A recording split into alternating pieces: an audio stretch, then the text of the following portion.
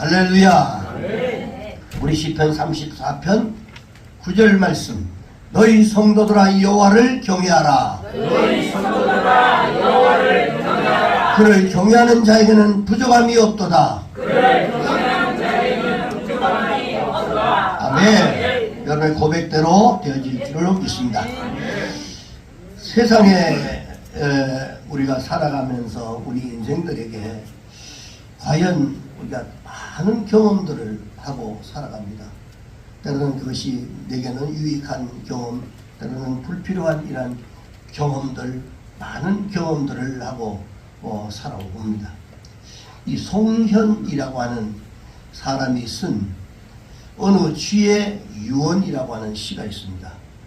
송언이라고 하는 이 어느 쥐의 유언, 제가 말씀을 드릴게요. 어느 쥐가 죽으면서 후대에게 그 유언을 남겼는데 이렇게 말했습니다. 내 말 귀담아 듣거라.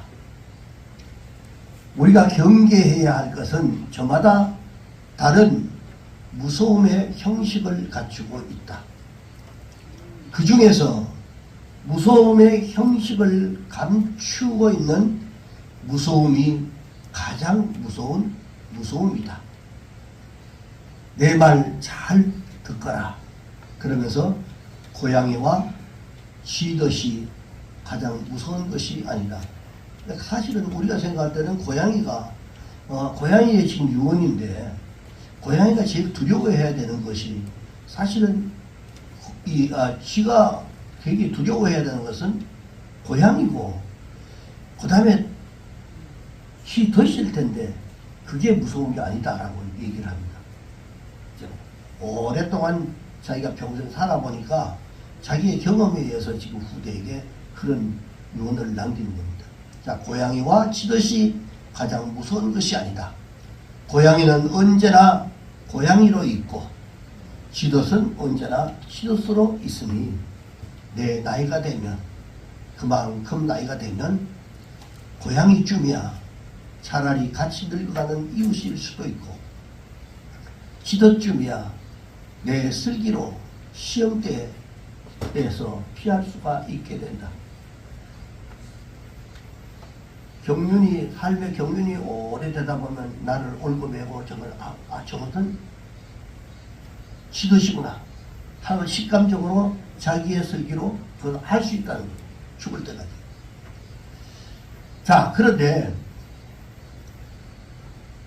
우리가 가장 경계해야 할 것은 고양이도 아니고 쥐덫도 아니고 무서움을 다채롭게 다양한 모습으로 위장한 쥐약이다. 이렇게 말했어요.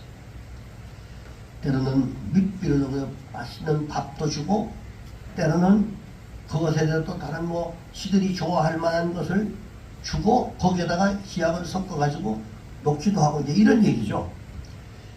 자, 쥐약의 외형은 탐욕의 혀끝과 코끝을 유혹하기 위해 자연스럽고 또 믿음직스럽고 우호적이고 그리고 헌신적이다.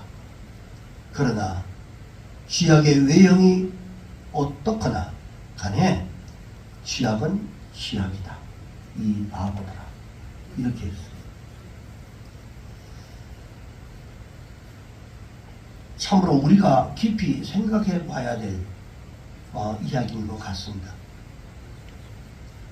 우리의 인생도 때로는 이 우호적인 유혹에 이끌려가지고 육체를 따라 보이는 것들을 찾다가 세상이 주고 있는 이러한 쥐약을 때로는 먹게 되기도 하고 그리고 뿐만 아니라 결국은 영생에 이르지 못하게 되는 것을 우리가 경계하지 않으면 안 된다라고 하는 이러한 경각심을 이 이야기에서 우리가 받을 수가 있습니다.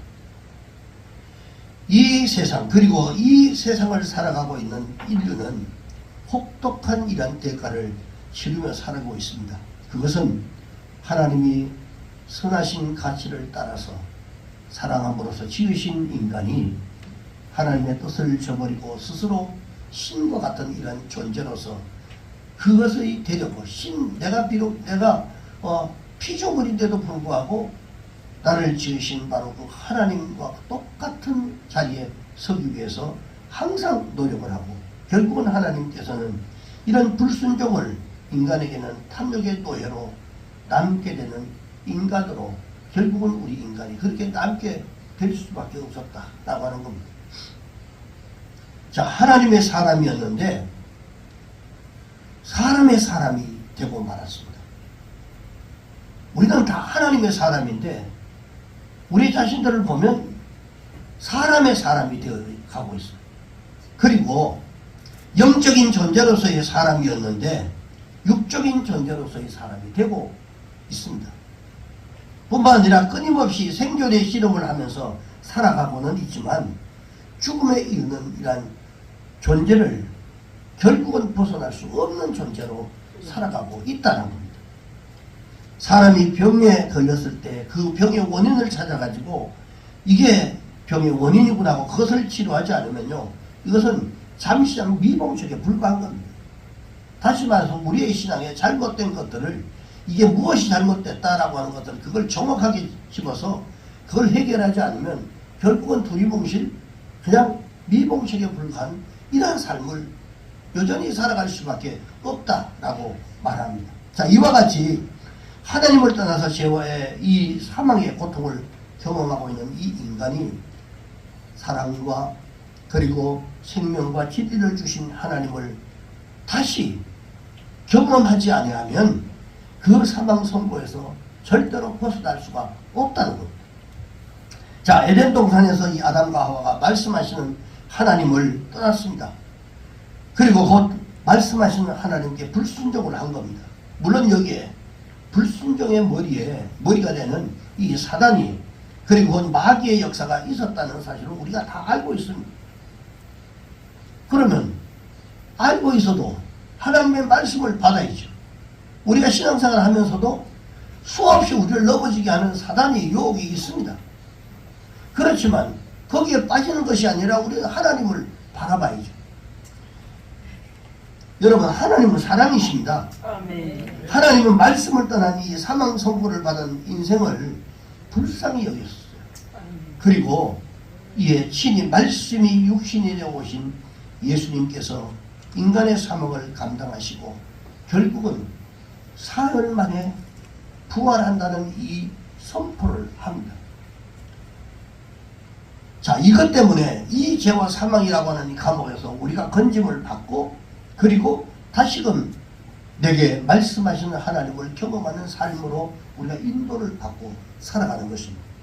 자, 말씀을 떠나서 죽은 자와 같이 살아가던 사람이 말씀으로 오신 바로 예수 그리스도 안에서 살아있는 하나님의 말씀을 우리가 경험하는 오늘과 그리고 내일 앞으로의 삶이 영원한 이런 삶을 우리는 반드시 살아가고 있습니다. 자, 끊임없이 하나님은 말씀으로 역사하시는 그 말씀이 우리 가운데 계속 우리가 죽을 때까지 그것이 말씀이 임한다는 겁니다. 아멘. 자, 그렇습니다. 우리는 말씀하시는 하나님, 그분의 이야기, 히스토리, 바로 이 히스토리를 만드는 인생을 가진 자들이 되었습니다.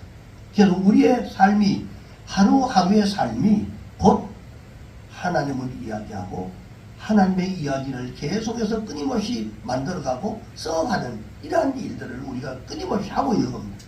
자, 그렇다면 이제부터 말씀하시는 하나님을 우리가 경험을 해야 되는데, 오늘 본문에 보니까 말씀을, 하나님의 말씀으로 받으면 거기에서 역사가 나타난다라고 아멘. 분명히 말씀합니다. 아멘. 자, 그러면 이 말씀의 역사를 우리가 받기 위해서 분명히 이 하나님의 말씀을 경험하기 위해서 우리에게 있어야 할 요소가 뭔가를 몇 가지 살펴보려고 합니다. 그 첫 번째가 생각이 아니라 경험이 되어야 된다. 아멘. 말씀은 지식으로 끝나는 게 아닙니다. 성경 말씀을 많이 알고 듣고 이런 것이 중요한 게 아니라 이것이 바로 경험이 되어야 되는, 이 말씀이 역사하고 있는 것들을 체험을 해야 된다, 이 말입니다. 아멘. 사고방식에는 크게 두 가지가 있습니다. 하나는 헬라적 사고방식이 있습니다. 이 헬라적 사고방식은 뭐냐면 하나님을 우리가 바르게 생각하면 그 하나님을 알 수가 있다 라고 하는 생각이고, 그 다음에 또 하나는 히브리적 사고방식입니다. 이 히브리적 사고방식은 하나님을 경험하기 전에는 절대로 하나님을 알 수 없다 라고 하는 겁니다. 자, 그럼 어느 쪽이겠어요? 후자죠, 후자. 자, 그래서 세상의 일반적인 사고방식은요, 헬라인의 이런 사고방식을 가지고 다 살아갑니다. 뭔가를 바르게 생각하면 그것을 알 수 있다라고 하지만, 그러나 하나님은 그게 아니죠. 하나님의 사람은 히브리인의 사고방식을 따라야 하나님의 말씀을 경험할 수 있습니다. 반드시 체험해야만 하나님이 어떤 분인가를 알 수 있다라고 하는, 이게 히브리적 사고방식입니다. 하루는 예수님께서 갈릴리 호수 위를 걸어오실 때에 이 베드로에게 물 위를 걸어서 자기에게 오라고 명령을 하는 그런 내용들을 우리가 잘 아는 내용입니다. 그럴 때에 마태복음 14장 28절에서 29절에 보니까 베드로가 대답하여 이르되 주여 만일 주님이시거든 나를 명하여 물 위로 오라 하소서 하니까 주님이 오라 이렇게 말씀하셨어요. 베드로가 배에서 내려가지고 물 위로 걸어가서 예수께로 갔다 라고 합니다. 자, 그러다 말씀하시는 주님을 경험하려고 했을 때에 바로 베드로 자신의 생각이 먼저 그를 흔들어 버립니다. 그게 뭐냐?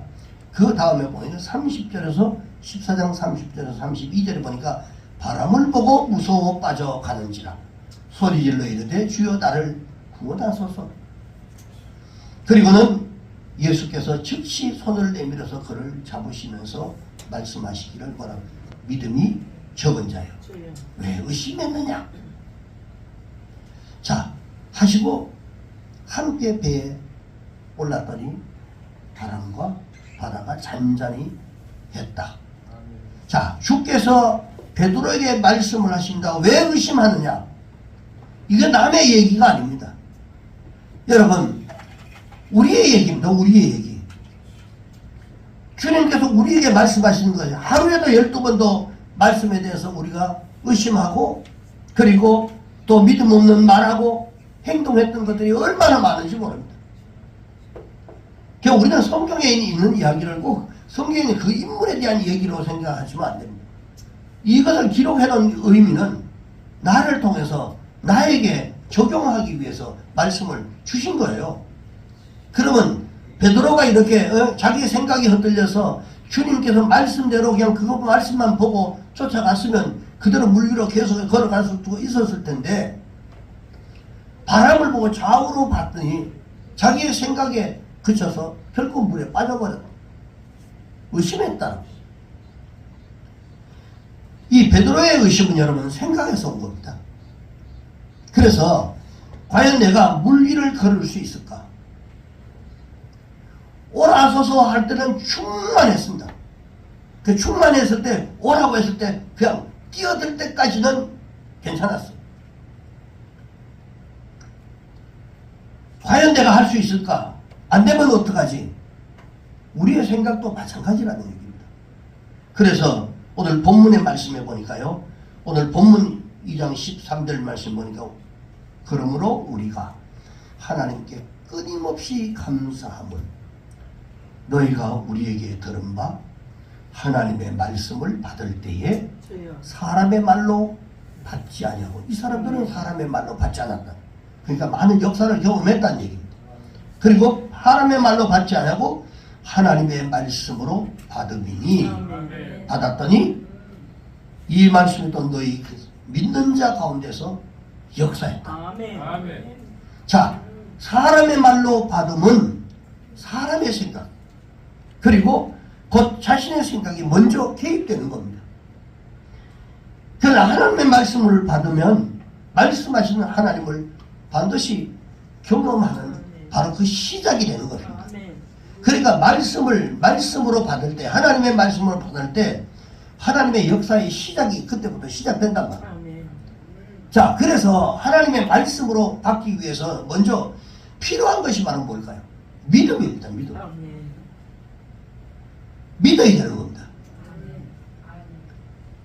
그리고 믿음의 시작은 새로운 경험을 가지고 오게 만든다는 거예요. 그렇습니다. 여러분, 말씀하시는 하나님을 경험하기 위해서는요, 우리 다 같이 따라합시다. 생각이 아니라 경험이 되게 하라. 할렐루야. 여러분, 지식이 아닙니다. 말씀을 체험해야 돼요. 신앙생활 하면서 하나님을 만나는 체험을 하지 않으면요, 힘이 없어요.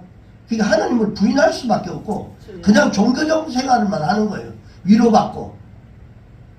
우리는 여러분 종교적 이런 체험하고 그 다음에 뭐 이렇게 위로받고 그러기 위해서 여러분이 교회 다니는 거 아닙니다. 하나님 살아계신 역사들을 우리의 삶의 현장에서 우리가 경험하고 그것을 보면서 기뻐하고 그것을 통해서 나누고 전하는. 오늘 김원준 집사님 우리 청년들 예배 드릴 때 제가 뭐 커피 데이들하고 옆에서 들었는데 보니까 너희들이 사마리아와 땅끝까지 이르러 내 증인이 되라고 해요. 그 말씀을 전하는 것 같아요. 근데 실제로 주님이 500여 형제들이 주님이 공중으로 들림 올라가는 그 환경을 봤기 때문에 본 그것을 너희들이 전해야 된다는 거예요. 그 말씀을 전하더라고요. 보지 않고 어떻게 그걸 경험하지 않고는 어떻게 그거를 전할 수 있냔 말이에요. 힘이 없는 거죠. 지식이 아닙니다. 자, 그리고 두 번째는 하나님을 경험하기 위해 따르던 두 번째 요소가 뭐냐면 말씀하시는 하나님께 순종을 해야 돼요. 말씀대로 순종해야 돼요. 하나님은 아브라함의 순종을 보라 이렇게 말씀하셨어요. 창세기 22장 말씀인데 하나님이 어느 날 아브라함을 부르셨어요. 불렀을 때 내 아들 내 사랑하는 독자 이삭을 데리고 모리아 땅에 가서 번제로 내게 드려라 이렇게 명령을 내립니다. 자, 그럴 때 이 아브라함은 아침에 일찍 일어나서 아들과 함께 사흘 동안 걸리는 모리아 땅까지 가려면 사흘 길을 가야 됩니다. 사흘 길을 가는 동안에 그 심정이 여러분 어떻겠어요? 지금 가기는 가는데 지금 이 사랑하는 100세에 얻은 이 아들을 지금 잡으러 가는 건데, 죽이러 가는 건데 그 마음이 어떻겠습니까? 그냥 뭐 한 몇 시간 만에 헛다 가면 그냥 그 고통이라 덜할 텐데 사흘길 동안을 가면서 수많은 고통을 겪으면서 갔어요. 그 결국은 모리아라고 하는 이 땅에 당도를 합니다. 아들이 이런 질문을 해요. 아버지, 변제를 드릴 어린 양은 어디에 있습니까? 하나님 앞에 번제를 드리러 가자라고 해서 불감, 땔감 같은 거 다 지어가지고 가는데 그러면 번제를 드릴 양은 어디 있습니까? 재물이 어딨냐고 물었어요. 아브라함이 아들 이삭을 보면서 어린 양은 하나님이 친히 준비하시리라 이렇게 대답을 했어요. 이 말을 할 때 얼마나 마음이 아팠겠습니까? 아브라함이 이 아들 이삭을 결박해서 나무 위에 올려놓고 올려놓을 때까지도 그럼 이 이삭이 이 재물이 나구나라고 하는 걸 그걸 왜 모르겠습니까? 그 아버지의 그 아들이라고 그저 순종하는 마음으로 그 위에 올라서서 나무 위에 올려놓고 아브라함이 칼을 잡고는 내리치려고 했을 때 하나님의 말씀이 급하게 임합니다. 창세기 22장 12절 말씀에 사자가 이르되 그 아이에게 손을 대지 마라. 그에게 아무 일도 하지 마라. 내가 너의 아들 내 독자는 하나밖에 없는 아들이란 말 까지 아끼지 아니하였은즉 이제 내가 하나님을 경외하는 줄 내가 이제 알았다. 하나님은 이 아들 대신에 숯불에 한 양을 건져서 준비해 주셨어요. 아멘. 아브라함이 이 땅 이름을 뭐라고 했냐면 여호와 이레라고 했습니다. 하나님이 준비하셨다. 아멘. 자, 이렇게 말씀하시는 하나님을 경험했던 이 아브라함에게 하나님의 말씀이 또 연거푸 또 임합니다. 창세기 20장 18절 말씀 보니까 또 내 씨로 말미암아 천하 만민이 복을 받으리니 아멘. 이런 내가 나의 말을 준행하였습니다. 아멘. 하나밖에 없는 아들을 하나님 앞에 올려드렸더니 이제는 너의 씨를 통해서 이제는 천하 만민들이 복받는 이 복을 허락합니다. 자, 말씀에 순종했던 아브라함이 이 복을 받으리라고 하는 이 내 씨를 통해서라고 하는 이 말은 예수 그리스도를 상징해서 얘기하는 겁니다. 그래서 장차 어린 양으로 오실 메시아의 예표를 이 아브라함이 경험을 하게 됩니다. 자, 아브라함은 말씀에 순종함으로써 열려진 이러한 천하 만민의 복을 받을 수가 있었고요. 그리고 이 말씀에서 하나님은 그 누구보다도 예수 그리스도의 순종을 우리에게 보여준 것입니다. 히브리서 5장 8절에서 9절의 말씀 보니까 그가 아들이시면서도 받으신 고난으로 순종함을 배워서 온전하게 되셨은즉 자기에게 순종하는 모든 자에게 영원한 이 구원의 근원이 되시고 그랬습니다. 예수님께서 십자가에 죽으시기까지 하신 이런 온전한 순종, 자기의 생명을 내놓는 순종을 통해서 이 순종하는 모든 자들에게 구원을 이루게 만들어 주셨습니다. 자, 이 순종에는 그냥 된 게 아니라 낮아짐이 있었습니다. 말씀에 순종하기 위해서는 여러 가지 아픔이 있습니다. 그리고 자신을 완전히 비우심이 있었어요. 우리가 우리 내면에 있는 것들을 비우지 않고는 말씀 앞에 순종할 수가 없습니다. 그리고 모욕을 받으심이 있었습니다. 심한 고통 또한 있었습니다. 말씀에 순종하기 위해서 이 모든 것들을 다 감당했어요. 그리고 영원하시고 의로우신 하나님 신분으로서의 마지막으로 죽으심이 있었다라고 하는 겁니다. 이 세상에서 이 같은 순종은 여러분 없습니다. 자신의 생명을 내놓고까지 여러분 순종하는 사람들이 과연 있겠느냐라고 하는 겁니다. 그래서 이 죽음이 세상을 살리는 구원의 근원이 되었다라고 말씀을 합니다. 사랑하는 여러분, 내가 하나님의 말씀을 붙잡게 되면 하나님의 말씀이 나의 인생을 붙잡고 가게 되는 것을 믿습니다. 여러분 말씀을 붙잡으십시오. 그 말씀이 여러분의 인생을, 여러분의 삶을, 여러분의 사업을, 여러분의 그 신앙을 붙잡고 가실 겁니다. 그래서 백부장이 예수님께서 다만 말씀으로 하옵소서라고 하는 말씀을 했잖아요. 자기 하인이 병에 걸려가지고 지금 죽어가고 있는데 주님 오셔서 말씀해 주십시오. 그리고 고쳐주십시오라고 부탁을 했을 때 내가 가냐? 아닙니다. 말씀만 하십시오라고 얘기했어요.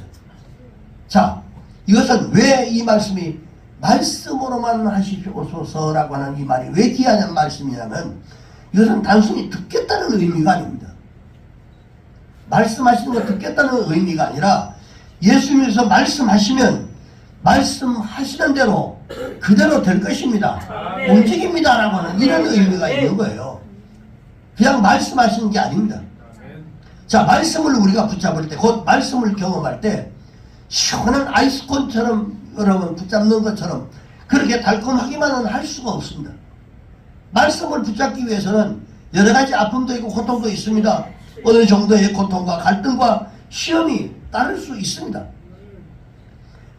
여름에 여러분 꽃이 피는 여러분 이 세기풀, 우리도 이것 때문에 아주 골치 아파서 그냥 막 번식률이 많고 그래서 어제도 보니까 우리 전파로 안수집사님 일찍 오셔가지고 어제 그저께구나 여기 옆에 줄기 있는 거 막 전부 다 낫으로 다 매달려가지고 전부 다 베고 그런 걸 봤습니다만 이 쐐기풀은요 줄기나 잎새에 연한 여러분 가시가 있습니다. 이렇게 만지면 막 거칠거칠해가 막 찔리기도 하고 막 그렇습니다. 그런데 이 가시는요 살짝 되면 찔려도 꽉 잡으면 아무렇지도 않다고 해요. 사실은 내가 오늘 그 지시를 해야 되는데 이 쐐기풀 좀 띄워라 라고 하네. 그럴 시간이 없습니다. 어제 너무 바빴어요. 세기풀은 뭐 여러분 다 아는 풀이니까, 한 아이가 이 세기풀에 가시에 찔려가지고 엉엉 울면서 엄마에게 이 아픔을 호소를 합니다. 엄마, 나 이게 지금 찔렸어. 뭐 그러니까 슬기로운 이 엄마가 상처를 어루만져주면서 이런 얘기를 합니다. 얘야, 다음부터는 세기풀을 만질 때는 두려움을 가지고 살짝 만지지 말고 담대하게 꽉 잡으려구나. 이렇게 얘기했어요. 그러면 가시는 부드러워진단다. 사람이 살아가는 것도 마찬가지다. 옳은 일이다 싶으면 망설이지 말고 담대하게 나서야 하는 거야. 이렇게 설명을 해줬어요. 사실은 꽉 잡으면 그거 아무것도 아니거든. 근데 슬쩍 이렇게 하면 스치면 그냥 이게 막 찔리기도 하고 따가운 거야. 근데 사실 꽉 만지면 아무것도 아니야.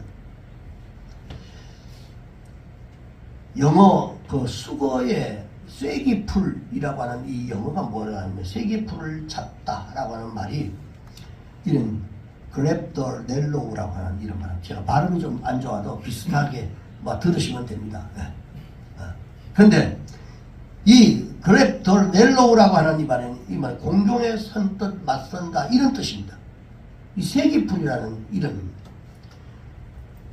여러분, 하나님의 말씀을 경험하는 삶이요, 곧 다시 말해서 하나님의 이야기가 되는 이런 인생이 되는 겁니다. 아멘. 즉 하나님의 말씀은 생각이 머무는 것이 아니라 경험되어져야 된다는 겁니다. 아멘. 그래서 경험되기 위해서는 말씀에 순종함이 있어야 된다는 겁니다. 때로는 힘들고 어려워도 고통이 있다는다 할지라도 그 고통을 감수할 때에 하나님을 경험할 수가 있다는 겁니다. 그 다음에 마지막 세 번째는 하나님께 순종하는 일을 방해하는 요소들인데 이 요소를 우리가 막아야 됩니다. 첫째는 이 마귀의 속삭임과 유혹이라고 하는 이 쥐약이 놓여있는 세상으로부터 여러분 우리는 깨어 있어야 한다라고 하는 겁니다. 그래서 베드로전서 5장 8절에 보니까 근신하라 깨어라 너희 대적 마귀가 우는 사자같이 두 삼킬 자를 찾아다닌다 라고 말씀합니다. 깨어 있어야 돼요. 그리고 두 번째는 믿음은 들음에서 난다 라고 하는 겁니다. 말씀의 자리로 나가는 것을 방해하는 것을 우리가 물리쳐야 됩니다. 예배로 나가고자 하는 것들을 자꾸 방해하는 것들이 뭔가 하는 것을 물리쳐야 돼요. 그래야 하나님을 경험합니다. 로마서 10장 17절에 보니까 그러므로 믿음은 들음에서 나며 들음은 그리스도의 말씀으로 말미암았느니라. 말씀을 듣지 않으면 절대로 믿음이 안 잡니다. 그리고 그 말씀이 곧 하나님이시기 때문에 하나님을 경험하기 위해서는 말씀을 들어야 됩니다. 그리고 세 번째는 믿음을 굳건하게 해서 고난 위에 그것을 올라서야 됩니다. 고난 밑에 깔려가 있으면 늘 그렇게 힘들고 어려운데 이 고난을 밟고 일어서야 된단 말이에요. 마치 예수님께서 베드로에게 풍랑미를 걸어오라고 하신 것과 똑같은 겁니다. 그래서 여러분 베드로전서 5장 9절에 보니까 너희는 믿음을 굳건하게 하여 그를 대적하라. 이는 세상에 있는 너희 형제들도 동일한 고난을 당할 줄을 압니다. 신앙이 2000년 전이든 지금이든 똑같습니다. 다 고난 가운데 그래도 이기고 위대한 인물들, 성경에 기록된 인물들이 다 된 겁니다. 우리가 이 땅에서 여러분 위대한 인물 되기 위해서 그냥 평범한 인생을 살아가는 절대로 위대한 인물이 안 됩니다. 네 번째는 어떤 시험 중에도 기도를 중단하지 말고 감사함으로 깨어 있어야 된다. 감사할 일이 뭐 얼마나 많은지 모릅니다. 골로새서 4장 2절에 보니까 기도를 계속하고 기도에 감사함으로 깨어 있으라 말씀하셨어요. 여러분 감사하며 기도하는 것은요 하나님의 말씀이 내게로 들려오는 것을 열어줍니다. 기도라고 하는 건 여러분 기도가 뭡니까? 기도는 엄밀히 듣는 겁니다. 듣는 것. 하나님 앞에 나와서 구하고 그 다음에 내 마음속에 있는 것들을 말씀하고 그 다음에 하나님으로부터 듣는 거예요. 아멘. 이것이 바로 말씀을 듣는 것이 바로 기도의 응답입니다. 그래서 여러분 우리에게 예수님께서 이런 말씀을 하셨어요. 마태복음 26장 41절에 보니까 시험에 들지 않게 깨어 기도하라. 그랬어요. 마음에는 원이로되 육신이 약하도다 하셨어요. 하나님의 자녀된 여러분, 때때로 나는 말씀하시는 하나님을 문 밖에 세워두고 살아가지는 않는지를 우리가 돌아봐야 됩니다. 말씀은 하시는데 그 말씀이 나하고는 상관없는 그냥 한 길로 들어왔다가 한 길로 빠져나가는, 그러면 평생 가도 우리의 인생에 변화가 없습니다. 그 말씀이 우리를 끌고 가야 그 말씀이 역사가 나타나고 그 다음 내가 할 수 없었던 것들을 하게 만들고 이루어지는 역사가 나타나는데 무슨 배짱이 있어서 그렇게 그냥 말씀도 기도도 하지 않고 그렇게 그냥 내 힘으로 살려고 하는지 난 이해가 안 됩니다. 신앙은 어차피 가지고 있는데. 계시록 3장 20절을 보니까 볼지어다 내가 문 밖에 서서 두드리노니, 계속 우리의 마음속에 우리의 생각 속에 계속 주님이 놓고 하셔요. 야 예배 드려야지, 야 기도해야지, 야 말씀 봐야지. 계속 이런 마음들이 여러분 다 울리게 있어요. 그런데 이때 누구든지 내 음성을 듣고 마음의 음성이든 생각의 음성이든 우리에게 주시는 그 울림을 주셨을 때 그때에 내 마음의 문을 열면 그 순간에 내가 그에게로 들어가 아멘. 그와 더불어 먹고 아멘. 그는 나와 더불어 먹으리라. 아멘. 아멘. 걱정 없는 인생을 살아갈 수 있도록 하나님이 말씀해 주셨습니다. 약속해 주셨는데 이걸 믿지 않나요? 19세기 여러분 옥스퍼드 대학 이 종교학 이 과목 시험에 출제된 주관식 문제를 하나 소개하고 말씀을 마칩니다. 그 문제가 뭐냐면 물이 포도주로 바꾼 예수님의 기적에 대하여 논하라, 이런 데 출제가 있어요. 그러니까 뭐 생각들이 막 많아지겠죠. 물을 포도주로 바꾼 예수님의 기적에 대해서 논하라. 시험 종이 울리자마자 그냥 볼펜 굴리는 소리가 막 소리가 막 요란스럽게 들렸는데 유독 한 학생이 멍 때리고 있어요. 창밖을 내다보면서 뭐 다른 애들은 막 쓰고 있는데 창밖을 내다보고 있었어요. 감독관이 다가가서 주의를, 야 안수건 뭐하냐 그랬더니 학생은 그 시험에 관심이 없어 보였어요. 시험 종료 시간이 다 될 때까지 그러고 있으니까 감독관이 화가 나가지고 학생한테 가서 백지 제출은 당연히 0점 처리되고 학사 경고의 대상이 될 수 있으니 뭐든 써놓고 그리고 가야 한다. 최후 통첩을 합니다. 뭐라도 한자 써놓고 가는, 백지는 내면 무조건 0점 처리. 한자라도 죄송합니다. 저도 사실 시험 칠 때 뭐 몰라가지고 신학교에서 이거 도대체 그냥 알 수가 없어서 그래서 죄송합니다 쓰고 쓴 적도 몇 번 있습니다. 사실. 근데 기본 점수 줬어요. 죄송합니다. 이제 제일 힘들었던 게 영어 시간이었는데, 영어 시간에 학교 들어가기 전에 이제 마지막 면접, 합격 불합격 할 때 면접을 하는데, 면접을 시험은 이제 뭐 어차피 쳤고 성경 시험 막 다 쳤는데 그 다음에 면접에가 최종으로 합격 불합격 이제 신학교 저가는데 면접관이 내 앞에 앉아가지고 첫마디로 한다는 소리가 영어 점수가 아주 형편없던데요. 이런 거예요. 당연하지. 내가 속으로는 당연하다. 그래서 아예 뭐 배운 지가 너무 오래돼서 그 말도 안 되는 그런 소리를 내가 했어요. 배운 지가 너무 오래돼서 아무것도 제가 생각이 잘 안 났습니다. 그래서 죄송합니다라고 써서 냈단 말이죠. 그리고는 그 말만 하면 안 될 것 같아가지고 떨어질 것 같아가지고 신학교 들어가긴 들어가야 되는데 이 마지막 통과인데 그 대신 합격만 시켜주시면 제가 열심히 최선을 다해서 열심히 하겠습니다. 그렇게 얘기를 했어요. 그랬더니 뭐 체크를 하더니 나가보라고 두 말도 묻지도 않고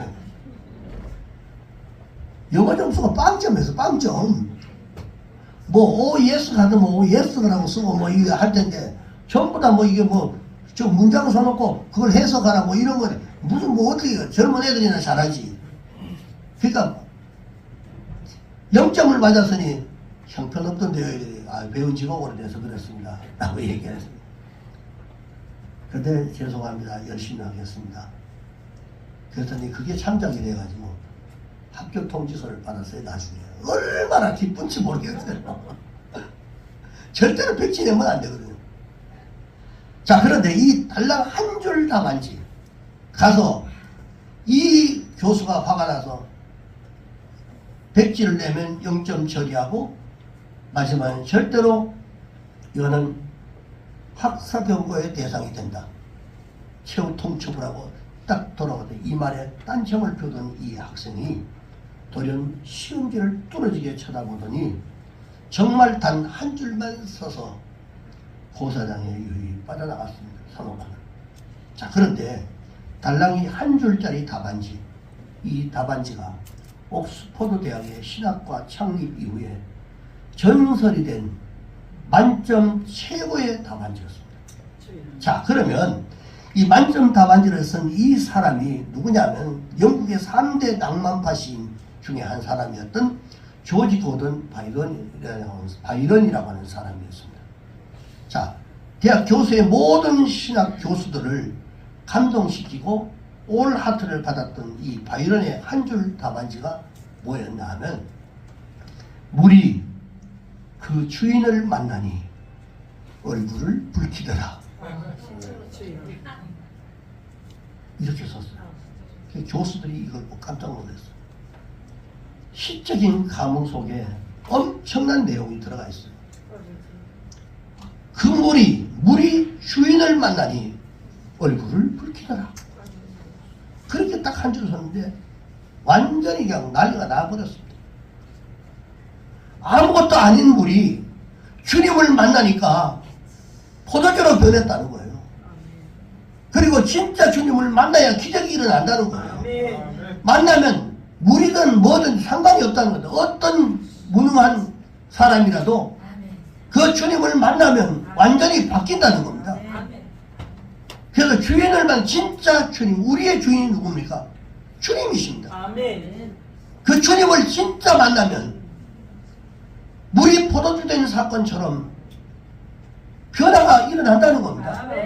이 기적을 우리가 맛봐야 된다는 얘기예요.